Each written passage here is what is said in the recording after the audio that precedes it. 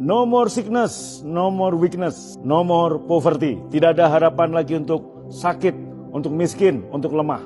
Renungan pagi ini saya mau beri judul, penyakit adalah musuh. Markus 14 ayat 14 berkata demikian. Ketika Yesus mendarat, ia melihat orang banyak yang besar jumlahnya. Maka tergeraklah hati Yesus oleh belas kasihan kepada mereka. Dan Yesus menyembuhkan mereka yang sakit. Bapa tidak membuat anak-anaknya sakit. Perhatikan ini. Jika seorang ayah di dunia melakukan hal seperti itu, yaitu membuat sakit anak-anaknya, tentunya dia akan ditangkap karena pelecehan atau KDRT di dalam rumah tangganya. Dikarenakan beberapa alasan, ada orang yang berpikir bahwa Tuhan yang mengirimkan penyakit, bahwa Tuhan yang mengirimkan begitu banyak penderitaan. Kita baru keluar dari masa pandemi. Ketika COVID datang, ada banyak statement yang berkata, ini penghukuman Tuhan. Saya mau beritahu saudara, Tuhan tidak seperti itu.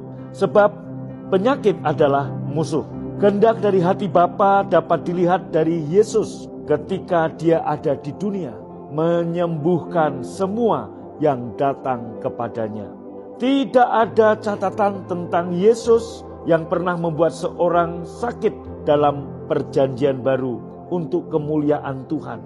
Tidak ada pula catatan tentang Yesus yang pernah membiarkan orang sakit untuk mengajar mereka rendah hati. No. Tidak ada catatan tentang Yesus yang pernah menolak untuk menyembuhkan seseorang yang sakit yang datang kepadanya. Dari sini kita melihat bahwa penyakit adalah musuh. Penyakit bukan datang dari Tuhan. Yesus datang untuk membinasakan perbuatan-perbuatan iblis. Dalam 1 Yohanes 3 ayat 8. Dan Yesus pergi berjalan berkeliling sambil berbuat baik dan menyembuhkan semua orang yang dikuasai iblis. Sebab Bapa menyertai Yesus. Kisah Rasul 16 ayat 38. Yesus tidak pernah menerima kemuliaan dari penyakit. Dia dimuliakan karena kesembuhan. Setiap penyakit adalah peluang penyembuhan untuk membawa kemuliaan bagi Bapa. Bapa tidak membutuhkan penyakit untuk menyempurnakan anak-anaknya. Bapa menimpakan semua penyakit kepada Yesus di kayu salib supaya kita menjadi sehat dan sembuh. Tidak adil bagi dia untuk menempatkannya pada Anda.